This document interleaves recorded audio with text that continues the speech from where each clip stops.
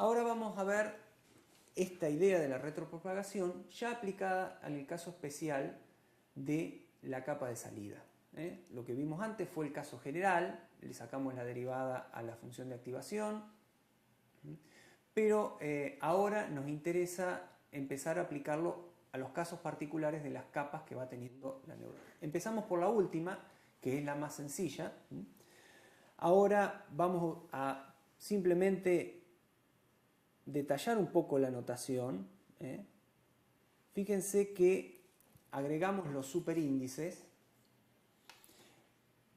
Tenemos como interés el cálculo del ajuste que le corresponde a los pesos de la última capa, la capa 3, habíamos dicho que en este ejemplo teníamos 3 capas, o sea la capa de salida. Tenemos el gradiente de error local para la capa 3, que ahora vamos a ver cómo lo podemos calcular. Acá adelante siempre está la velocidad de aprendizaje. Y tenemos esta y, que insisto es y sub i, que es la entrada a la capa 3, es decir, la salida de la capa 2. Lo que sale de las neuronas de la capa 2 es lo que entra en las neuronas de la capa 3. Entonces, lo que tenemos que hacer es calcular el gradiente de error local instantáneo para esta capa 3. Este gradiente de error local va a tener como parte final la derivada de la función sigmoidea simétrica, la función de activación. Acá simplemente reemplazamos por la formulita general que encontramos antes, un medio por y más 1 por y menos 1, acá está dado vuelta pero es lo mismo.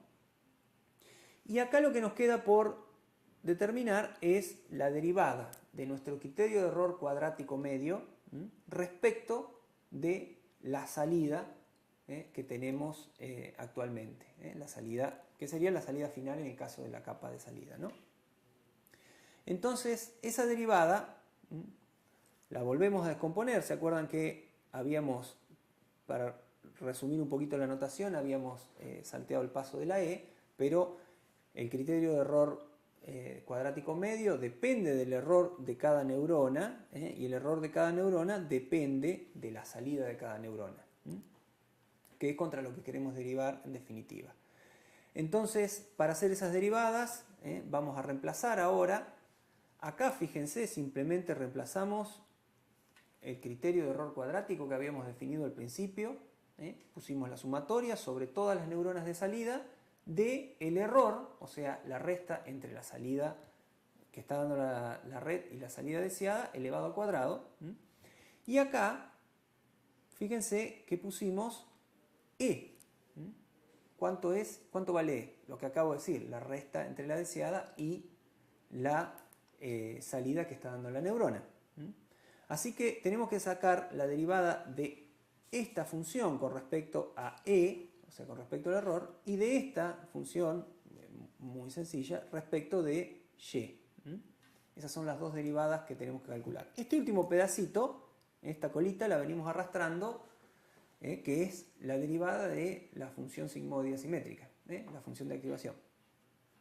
Así que bueno, calculando, esto es la derivada de algo que está elevado al cuadrado.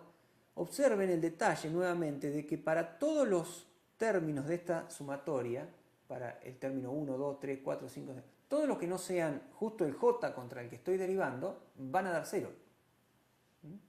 Y cuando justo le toque al término j, es la derivada de e cuadrado respecto de e. O sea que es el 2 directamente por el e. Y ese 2 que baja de la derivada se puede simplificar con este 1/2 que está acá. Así que me queda este e que está acá. Este 1/2 corresponde a ese que está ahí adelante. Luego tenemos la derivada de esta segunda parte, y fíjese que es la derivada de una constante menos 1 por la variable contra la que estoy derivando, o sea que la derivada de eso me da menos 1. Ese menos 1 se simplifica con este menos 1, y bueno, directamente acá es como que acá quedó un 1, que por supuesto no lo ponemos. Y por último tenemos lo que nos queda siempre de colita, que es parte de la derivada de la función sigmoidea. Este resultado, acá tiene una estrellita, lo vamos a volver a utilizar más adelante.